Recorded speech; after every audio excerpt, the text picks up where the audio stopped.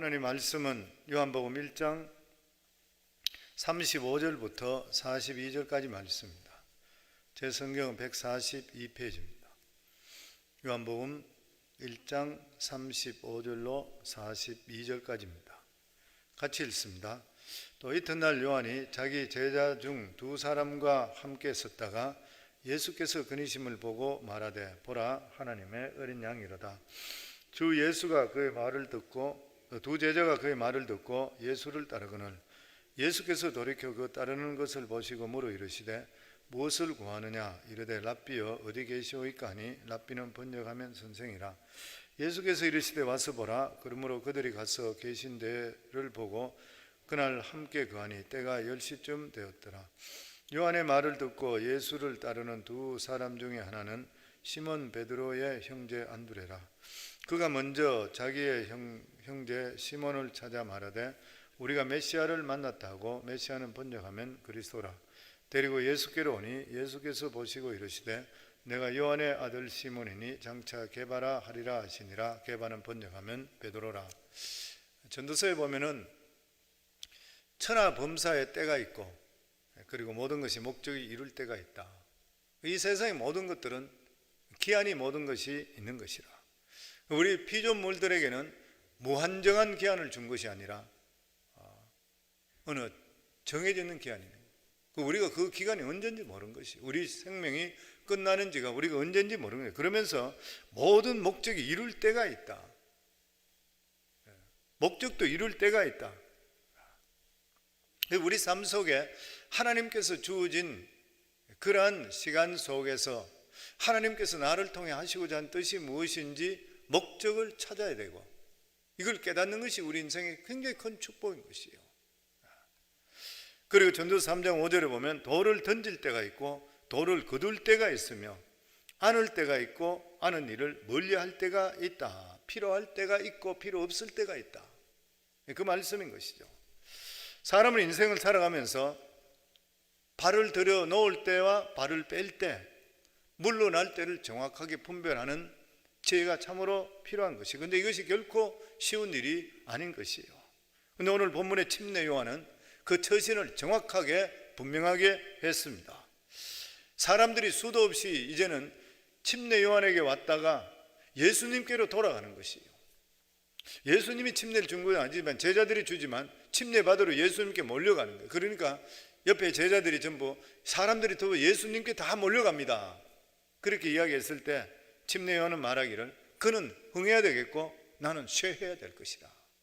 정확하게 알았던 것이죠. 그는 물러날 때는 정확하게 알았을 뿐만 아니라 물러나면서도 모든 목표를 예수님께 맞췄습니다. 심지어 자기가 아끼는 그러한 제자들까지도 보냈습니다. 예수님께 보냈던 것이에요. 이것을 보면 침례 요한은 자기가 들어갈 때 나갈 때를 정확하게 알았던 사람이에요. 인격적으로 탁월했던 그런 사람입니다. 우리도 예수 믿는 순간부터 예수 그리스도가 우리가 주인됨을 통해 우리는 철저하게 낮아져야 돼요. 예수님이 주인 됐다 그러면 이제는 더 이상 우리 자신이 우리가 주인이 아닌 것이에요. 그러니까 살아가는 모든 삶에 우리는 철저하게 낮아지고 우리 속에 예수님만 높아져야 돼요. 예수님을 높이면 높일수록 별 볼 일 없는 우리 인생인데도 불구하고 주님께서 우리를 높여주시게 되어 있습니다. 믿음 생활이라는 건 뭐냐면은 예수 믿고 구원받은 하나님의 자녀들은 우리 삶 속에 우리는 날마다 쇠하고 예수 그들은 우리 속에 날마다 응해져야 되는 거예요. 점점점 커져야 되는 것이에요. 보면. 아멘. 우리 35절에 37절 다시 한번 또 같이 읽습니다. 또 이튿날 요한이 자기 제자 중 두 사람과 함께 섰다가 예수께서 그니심을 보고 말하되 보라 하나님의 어린 양이로다. 두 제자가 그 말을 듣고 예수를 따르거든. 이 요한의 제자가 몇 명인지 모르지만 오늘 여기 말씀에 보면은 요한 옆에 두 제자가 있었던 것이에요.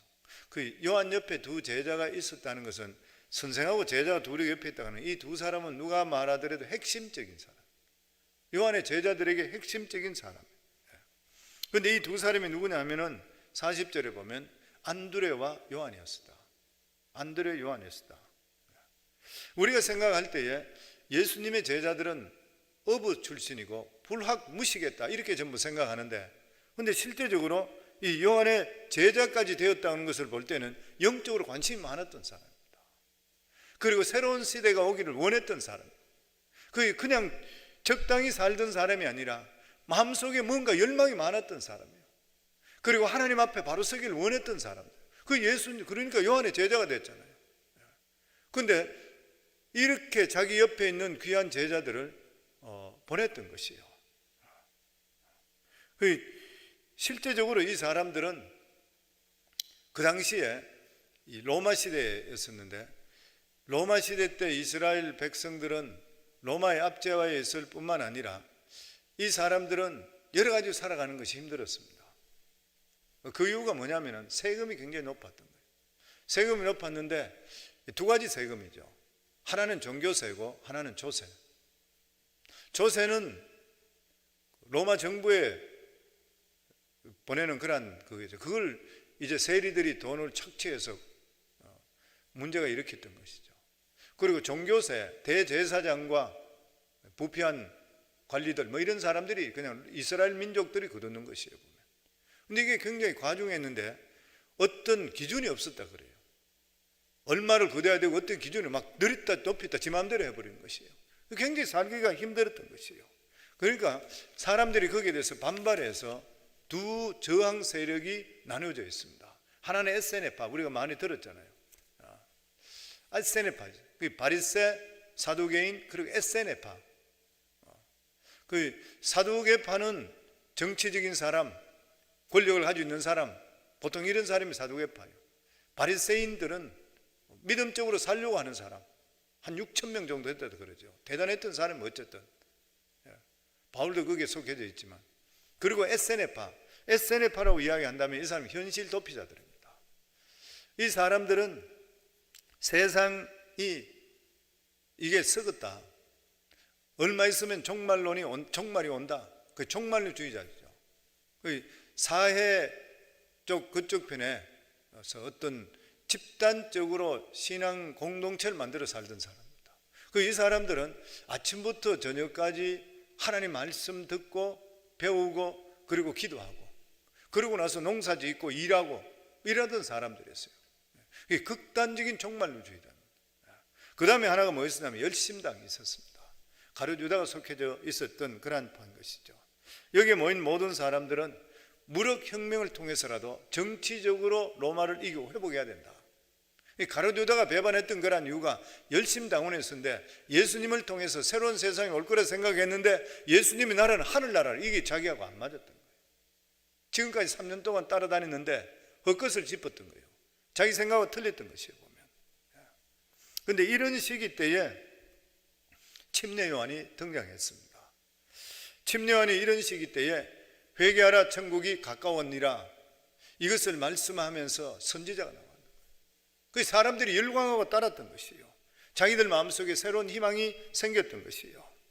그렇기 때문에 안드레와 요한 같은 사람은 그냥 물고기를 잡는 그런 사람이 아니라 그 가슴 속에는 새로운 시대에 대한 열망이 있던 사람들입니다. 하나님께서 보면은 열망을 가진 사람을 찾는 것 같아요. 성도는 오늘도 우리가 살아갈 때에 내 속에 하늘나라 확장에 대한, 하나님에 대한 사랑에 이 열망이 더욱더 뜨거워지기를 주 이름으로 축원합니다. 하나님께 반드시 찾으셔요. 그리고 36절 말씀입니다. 같이 읽습니다. 예수께서 그니심을 보고 말하되 보라 하나님의 어린 양이로다. 두 제자가 그 말을 듣고 예수를 따르거든. 37절까지 그 두 제자가 그 말을 듣고 예수를 따르거든. 침례 요한이 자기 제자들에게 예수의 그니심을 보고 보라 하나님의 어린 양이로다. 하나님의 어린 양 그러면 유대인들은 다 아는 것이, 왜냐하면 출애굽 사건을 알고 있기 때문에. 출애굽 사건 때에 문설주 문지방에 그 어린 양을 잡아서 피를 묻혔잖아요. 이게 대속의 제물인 것이에요. 그러니까 어린 양 그란 메시아예요. 자기들을 구원해 주는 분, 이분이 어린 양인 것이에요. 누구나 다 알고 있는 것이에요, 보면. 그러니까 다시 말하면 보라 하나님의 어린 양이로다. 무슨 말이냐면 해답은 나한테 있는 것이 아니라 저분한테 있다. 가라. 나한테서 해답이 더 이상 없다. 해답을 줄 수 있는 분, 인생의 모든 문제를 해결할 수 있는 분은 저분이다. 제자들을 보냈는 것이에요. 그래서 이 말을 들었던 두 제자는 바로 떠나버립니다. 그러고 나서 이 두 제자가 예수님 만나서 이렇게 묻습니다. 38절입니다. 예수께서 돌이켜 그 따르는 것을 보시고 물어 이르시되 무엇을 구하느냐? 두 명이 따라오니까 무엇을 구하느냐? 이 말씀은 네가 왜 나를 따라오려고 하느냐? 동기가 뭐냐? 어떤 사람은 빵과 고기를 얻기 위해서 그렇잖아요. 500년 기적을 통해 빵을 먹으니까 사람들 수도 없이 따라다니고 했잖아요. 그러니까 네가 나한테 원하는 것이 무엇이냐? 어떤 사람은 예수를 믿는데 빵을 얻기 위해서 믿는 사람도 있고요. 어떤 사람은 명예를 구하기 위해서 예수를 믿는 경우도 있습니다. 어떤 사람은 병 고쳐줄까 아이가 따라가는 그런 사람도 있었던 것이에요. 그렇기 때문에 우리들 삶에도 항상 우리 자신들을 돌아볼 때 내가 왜 예수를 믿는 것인가? 생각해 볼 수가 있어야 되는 것이에요. 잘 살기 위해서, 돈 벌기 위해서, 명예를 갖기 위해서, 아니면 안락과 평안을 얻기 위해서 무엇 때문에 예수를 믿는 것인가? 물론 그거는 부수적으로 따라오는 거지만 우리 삶 속에 예수 믿는 첫째 목적이 뭐냐면은 그의 나라와 그의 의입니다. 하나님 나라와 하나님의 의를 구하기 위해서. 이게 목적이 되어야 되는 것이에요. 이거는 믿음이 깊으면 깊어질수록 우리 삶 속에 그런 열망이 생기게 되어 있어요. 오랫동안 신앙생활을 하면 할수록 돈이나 명예나 여러 가지 이런 것보다도 근본적으로 내 자신이 누군지, 그리고 내 속에 하나님의 성령에 채워주시는 그 은혜를 체험하기를 누구든지 다 원하는 것이에요. 그러니까 그의 나라와 그 의를 구하게 되어 있다고 하는 것이에요. 이때 안드레와 요한은 뭐라고 대답했냐면은 랍비 어디 계십니까? 네가 왜 나를 따르느냐? 그러니까 어디 계십니까? 이 말이 뭐냐면은 주님 어디 지금 계세요? 저희가 따라가서 말씀을 듣기를 원합니다. 그 말이었던 것이에요. 예수님, 진짜 예수님과 더는 사귀기 원하고 예수님 더 알기를 원합니다. 우리들도 고백해 보면은 주님 정말 제가 주님을 더 알기 원합니다. 이런 고백이 끊임없이 할 수가 있어야 돼요. 그랬을 때 예수님께서 39절에 보면 이르시되 와서 보라. 원문에 직역을 하면 와보면 알 거다. 우리 믿음 생활은 다른 말로 할 것 없이 주님의 말씀을 듣게 되면 감겼던 영안이 떠이게 되었습니다. 우리가 영적인 사람이 되지 않고는 하나님 말씀을 절대 이해할 수가 없는 것이에요. 우리 교회도 딴 말 없이 와보면 되는 것이에요. 하나님 말씀을 들으면 성령의 역사는 나타나게 되어 있는 것이에요. 그래서 로마 10장 17절에 보면 그러므로 믿음은 들음에서 나고 들음은 그리스도의 말씀으로 말미암는 것이라. 그리고 나서 요한과 이 안드레는 날이 새자마자 형제 베드로에게 찾아가서 우리가 메시아를 만났다. 이 밤새도록 아마 이 안드레와 요한은 예수님 말씀을 들었을 것이에요. 그 날이 새자마자 뛰어갔으니까 밤에 어디 잤겠어요? 계속 예수님 말씀 듣는 거예요. 예수님 말씀 듣고 비로소 그들이 영적인 눈이 뜨이기를 시작했던 것이에요. 자기가 영적인 눈이 뜨이게 되니까 자기 눈 속으로 하나님의 영광의 빛이 들어오는 것이에요. 예수가 누군지 확실히 알아버리는 거예요. 그러니까 뛰어나가서 우리가 메시아를 만났다. 예수님을 만나기 전까지 이 요한이나 안드레는 항상 자기들이 생각할 때 정치적인 메시아를 생각했습니다. 왜냐하면 사람이 세속적이고 현실적이 될수록 눈에 보이는 정치적인 사람것만 생각하게 돼 있어요. 그런데 영적인 눈에 뜨이게 되면 사람이 완전히 바뀌게 되어 있는 것입니다. 기독교를 우리 삶 속에 항상 내세 제한적인 것으로만 생각해서는 안 되는 것이에요. 기독교는 내세 제한적인 종교인 동시에 현실적인 종교입니다. 이 두 가지가 균형을 잘 이루게 될 때에 신앙이 건강해지는 것이에요. 생각해 보세요. 종말주의정에 빠져버리면 지금 삶은 못 삽니다. 그런 사람 많이 있잖아요. 종말론주의인 극단적인 종말론에 빠지게 되면 지금 살아가는 삶은 엉망진창되어 버립니다. 왜냐하면 항상 휴거된다 아니면 마지막 멸망한다 이런 데 맞춰버리면 지금 사는 사람이 엉망이 되거든요. 그런데 만약에 현실적이면 계속적으로 맞추게 된다 그러면은 현실에만 그냥 집중하고 내세에 대한 하나님께 원하시는 걸 살아가지 못하게 되니까 세속적인 사람으로 빠져버리는 거예요. 그러니까 이 두 개가 균형을 잘 맞출 수가 있어야 되는 것이에요. 기독교로 가는 것은. 그리고 우리가 너무 어떤 내세적인 것만 하게 된다면 수도원에 들어가잖아요. 속세를 버려버린 것이요. 하늘만 쳐다보게 되어 있어요. 현실에 대해 무감각한 것이 진정한 기독교 정신이 될 수가 없는 것입니다. 예수님께서도 현실에 필요한 것도 채워주셨던 것이에요. 단지 교회는 직접적으로 정치에 참여해서는 안 돼. 항상 드리는 말씀이잖아요. 교회에서는 정치가를 키워야 되지, 목회자든지 교회가 직접적으로 정치에 뛰어드는 것은 그것은 절대로 좋은 일이 못 됩니다. 그럼에도 불구하고 우리가 잊지 말아야 될 진리가 있는 것이 뭐냐면은 바로 우리를 가장 비참하게 하는 것이 뭐냐면 죄라고 하는 것이에요. 그런데 이 죄 해결은 예수님 외에 다른 길이 없는 것입니다. 세상의 모든 죄악의 뿌리는 사탄입니다. 그런데 이 사탄을 물리칠 수 있는 유일한 길이 뭐냐면 예수 그리스도의 보혈의 공로인 것이요. 딴 길이 없는 것입니다. 우리의 모든 인생에 풀 수 없는 문제 앞에 우리들은 항상 예수님 바라보고 믿음으로 들어오면 되는 것이에요. 그래서 십자가를 바라보게 될 때에 우리 인생에 살아가는 모든 삶의 근본적인 문제를 해결해 주시게 되어 있다고 하는 것입니다. 안드레 요한은 예수님과 함께 하룻밤을 자면서 예수님 말씀을 들으며 가슴이 터질 것 같았어요. 자기들이 고대했던 메시아를 만난 것이에요. 어떻게 했는 것이에요? 곧장 뛰어나서 형인 시몬에게 바로 복음을 전가합니다. 내가 메시아를 만났다. 우리가 여기에서 중요한 것은, 중요한 걸 깨닫게 되는 것이 뭐냐면 이 예수님의 제자들, 예수님께 말씀을 들었던 이 사람들이 뭐 훈련받았다, 전도 훈련받았다, 테크닉을 배웠다 이런 말 전혀 없잖아요. 복음은 누가 전하느냐? 감격 있는 사람이 전합니다. 하나님께 받은 은혜가 클수록 복음 전하게 되어 있습니다. 내가 훈련 잘 받았다고 복음 전하는 건 절대 아닌 것이에요. 특별히 복음 전하는 데는 훈련받고 하는 거 실제로 개인적으로 그 사람의 복음을 체계적으로 하기 위해서 우리가 복음을 배우고 이런 것은 너무 중요하지만, 그렇지만 실제로 내가 전도하는 것은 내가 어떤 테크닉이 있어서 전도하는 거 아니거든요. 주님을 진짜 만났던 내한테 열정이 있으면 누구든지 간에 전할 수 있는 거예요. 그 복음을 못 전한다는 말이 뭐냐면 부끄러워서 못 전하는 경우도, 내가 성격상 그런 경우도 있다 하지만 실제로 하나님 만나면은 부끄러운 게 없어져 버려요. 그 감격을 어떻게 견딜 수 있어요? 만나면 다 복음 전하게 되어 있는 것이요.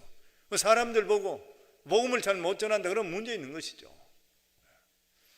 누구든지 간에 내가 만난 사람들에게는 내가 주님을 실제적으로 인격적으로 만났다면 절대로 그냥 못 있습니다. 어떤 사람 목회자들인데도 복음 못 전한 사람이 있어요. 교회 교역자들인데도 복음 못 전한 사람이 있어요. 만나가지고 아무 말도 못하고 이야기만 하고 끝나버리는 그런 사람도 있어요. 왜 그런 것이에요? 지식적으로는 아는데 하트로 모르는 거예요. 이 열정과 이 뜨거움, 이 가슴, 이걸 모르는 것이에요. 모르니까 그냥 적당히 이야기 끝나버리는 거예요. 어떻게 적당히 지나갈 수 있어요? 인생에 살아갈 때 나에게 만나는 사람이, 우연히 만나는, 한 번 만나고 나면 평생 못 볼 사람인데 그 사람한테 복음을 믿으면 어떻게 해요? 우리 삶 속에 거의 견딜 수가 없게 되는 것이에요, 보면. 그래서 전도는 누가 하느냐? 예수님에 대한 감격이 있는 사람이 전도합니다. 두말할 필요가 없는 것이에요. 전도만큼 더 쉬운 게 없어요. 왜냐하면 감격하게 되면은. 그런데 악한 마귀들이 어떻게 해요? 자꾸 어렵게 만드는 것이에요. 전도를 어렵게 하니까 못하는 것이에요, 보면. 전도를 체계적으로 배워야 된다, 사람을 이렇게 대해야 된다, 자꾸 이런 거 이야기하는 거예요. 그러니까 거의 불편해서 못해. 전도는 그게 아니거든요. 그냥 내가 받았던 거 이야기하다가 예수님 아세요? 나는 예수님 믿고 나 이렇게 너무 기뻐요. 이거 할 수 있어야 되거든. 설교도 마찬가지로 그러잖아요. 설교도 어렵게 하니까 못 알아듣는다는 거예요. 마귀가 그런 이야기 들었습니다. 마귀가 교회의 힘을, 능력을 빼는 방법이 뭐냐면 어렵게 하는 거래요. 성경 공부도 어렵게 가르치고, 설교도 어렵게 하고, 전도도 어렵게 가르치고, 전부 어렵게 만들어요. 막 너무 거창하게 만들어서 그래요. 성경, 우리가 예수님 진짜 받은 은혜 감격하게 되면은 딴 거 필요 없잖아요. 그냥 교회 와보세요. 예수 믿고 너무 좋아요. 그 교회만 오면 돼. 그럼 성령께서 말씀해 주셔요. 그러고 나서 그 사람 더 배우고 싶다 할 때 성경으로 체계적으로 배우게 만들어주면 되는 거예요. 보면 딴 게 없는 것이에요. 보면 중세 시대 때가 암흑의 시대라 그러잖아요. 암흑의 시대를 했는 이유가 뭐냐면 설교가 안 들렸어요. 독일 사람 두고 영국 사람 두고 이태리 사람 두고 스페인 사람 두고 전부 라틴어로 전부 다 설교를 했어요. 그걸 알아듣는 사람, 유식한 사람 몇 사람 매고는 전부 교회 오면은 조는 것이 무슨 말인지 모르잖아요. 그래서 성도는 많은 사람들이 복음을 듣지 못하면 어떻게 되냐면 미신이 성행해집니다. 이건 철칙입니다. 복음이 안 되면 미신적이 돼요. 사도 바울의 그 순례지 우리 가보고 하면서 항상 느끼는 게 뭐냐면은 천주교 쪽이든 아니면 그리스 정교 쪽이든 천주교 쪽에는 성상이잖아요. 베드로상을 만들고 바울상을 만들고 안드레상을 만들고 온갖 거 이런 거 다 만들어 놨어요.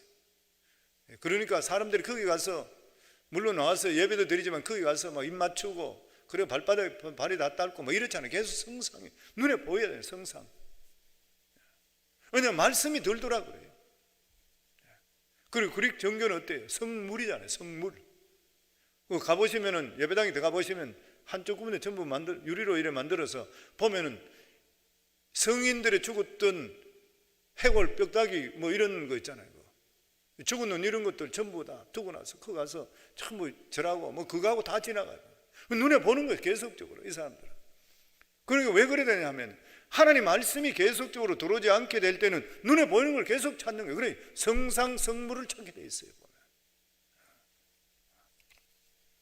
그래서 종교 교육이 일어나게 된 거예요. 종교 교육이 무엇입니까? 말씀이 들리게 하는 것이잖아요. 종교 교육이 일어나면서 옛날에는 이 자국말로 번역했다고 해서 사람 잡아서 화형시키고 했잖아요. 이단이라고. 근데 종교 교육이 시작되면서 각국에서 자국말로 번역하기 시작했던 거예요. 성경을 번역해서 설교를 하니까 부흥의 역사가 일어나기 시작해요. 들리니까. 그래서 하나님 말씀을 전하더라도 들리도록 전해야 돼요. 사람이 들어야 되는 거예요. 듣고 아 그렇구나 이걸 알아야 되지. 그렇지 않으면 전부 다가 종교적이고 형식적이고 미신적이 돼버려요. 천주교인 제가 천주교인 참 많이 만났습니다. 제가 회계 업무를 보면서 예전에 한 20년 회계 업무 보면 천주교인들 참 많이 오잖아요. 천주교인들 참 귀한 분 많이 있죠. 그런데 제가 만났던 대부분의 분들은 말씀을 몰라요. 이분들은 거의 다가 눈에 보이는 거 사진들을 수도 없이 가지고 다녀요. 이게 무슨 사진이냐 하면은 성모 마리아 상이 눈물을 흘렸다 뭐 이런 거 사진 있잖아요. 보면 그런 것들 찍어 가지고 다니고 그리고 성모 마리아가 환생했다 그러면서 사진 찍은데 이래 귀신식으로 나와 있는 이런 거. 내가 귀신이지 이게 어떻게 성모 마리아냐 그러면 자기들은 성모 마리아래요. 그런 걸 자꾸 봐. 하나님께서 뭐라 그러냐 하면 전혀 대답하는 사람이 없어요. 하나님 말씀이 없으면 자꾸 그런 쪽으로 빠지게 되어 있는 것이에요. 보면 스펄전 목사님도 그 유명한 예화가 있잖아요.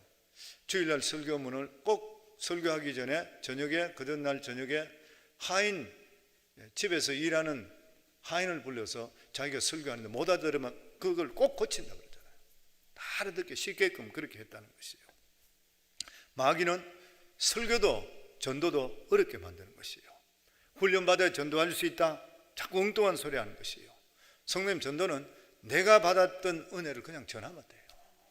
누구에게든지 간에 미스하지 않기 바랍니다. 한 사람도 이 사람하고 내가 다음에 언제 만날 계획이 있겠나 바로 전하셔야 돼요. 아멘. 뭐 그런 이야기 있잖아요. 우리가 믿는 예수 그리스도는 하나님이시라. 뭐 예수님에 대해서 설명할 필요가 없습니다. 예수님은 이런 분이고 저런 분이고 실제로 설명할 필요 없지요. 그래서 그런 이야기 있잖아요. 중매장이도 소개시키는 사람이 신통찮으면 말이 많은데 진짜 괜찮은 사람은 말이 없다 그러잖아요. 와봐, 한 만나봐. 그러면 끝난다 그래요. 진짜. 근데 진짜 아니고 진짜 비스무리하고 가짜고 이런 사람 말이 많아진다 그래요. 우리가 믿는 예수 그리스도는 진짜잖아요. 그렇죠? 그런가요? 안 그런가요? 성도님? 예수가 진짜잖아요. 근데 왜 담대하게 못 전해? 와봐 그러면 되잖아요. 진짜 이분 내가 바뀐 거 봐. 이거 전할 수가 있어야 되는 것이에요. 보면 요한복음 4장의 소가성 여인도 보면 예수님 만나고 나서 동네로 뛰어가서 했던 말이 뭐예요? 와봐라. 그 동네 사람들이 진짜 와서 보고 나서 그들이 했는 말이 뭐냐면, 그 여자에게 말해도 이제 우리가 믿는 것은 네 말로 인함이 아니라 이는 우리가 친히 듣고 그가 참으로 세상의 구주인 것을 우리가 알게 됐다. 예수님은 설명이 필요 없는 분입니다. 와보라고 하면은 성령께 설명해 줄 줄을 믿습니다. 아멘. 그리고 42절 말씀입니다. 데리고 예수께로 오니 예수께서 보시고 이르시되 네가 요한의 아들 시몬이니 장차 게바라 하리라 하시니, 게바는 번역하면 베드로라. 게바는 아람어고 베드로는 그리스도인데 반석이란 뜻이에요. 시몬은 갈대란 뜻이잖아요. 네가 갈대같이 살았다. 줏대 없이 지금까지 네가 그냥 왔다 갔다 그냥 이렇게 허우지책으로 살았다. 네가 이제 내한테 왔으니까 너는 반석이 된다. 반석이 된다.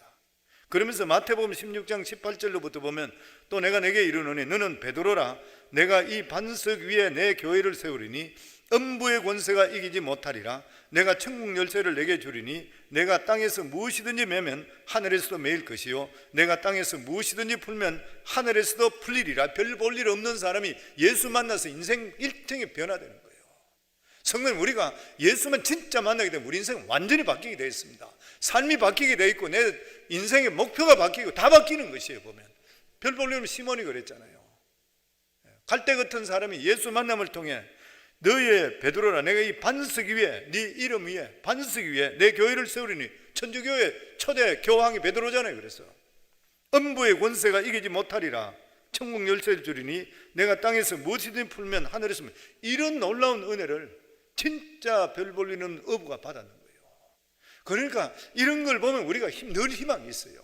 뭐냐면 우리도 믿음 안에 바로 쓰고 예수만 바로 믿게 될 때는 진짜 아무것도 아닌 인생이 바뀌는 거예요. 저희 교회에서 계속 그런 이야기 하잖아요. 우리 다음 세대가 복을 받게 하시고 우리 자손들이 복을 받게 하시고, 성도님 그걸 내 마음속에 확실히 가지셔야 돼요.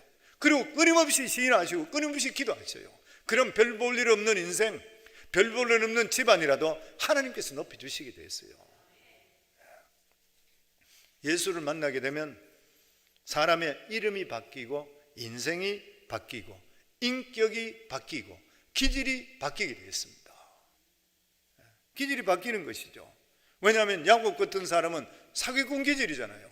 이 사기꾼 기질을 가졌던 사람이 하나님을 만난 후에 이스라엘이 돼서 하나님을 이긴 자, 기도로서 하나님께 매달려서 응답받은 자 바뀌어버렸어요.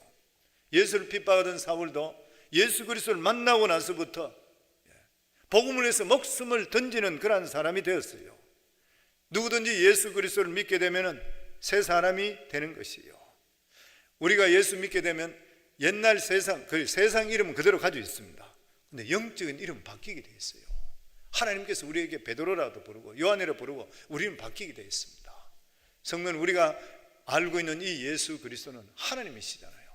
예수 그리스도를 영접했는 분들은 이러한 믿음을 가지고 내 인생 예수 때문에 바뀌었다, 그렇기 때문에 믿음을 한번 살아보자, 이렇게 믿음으로 살아서 우리 인생 일생 일대에 시몬이 베드로가 되는 이러한 역사를 체험하는 우리의 모든 삶이 되기를 주의 이름으로 축원합니다.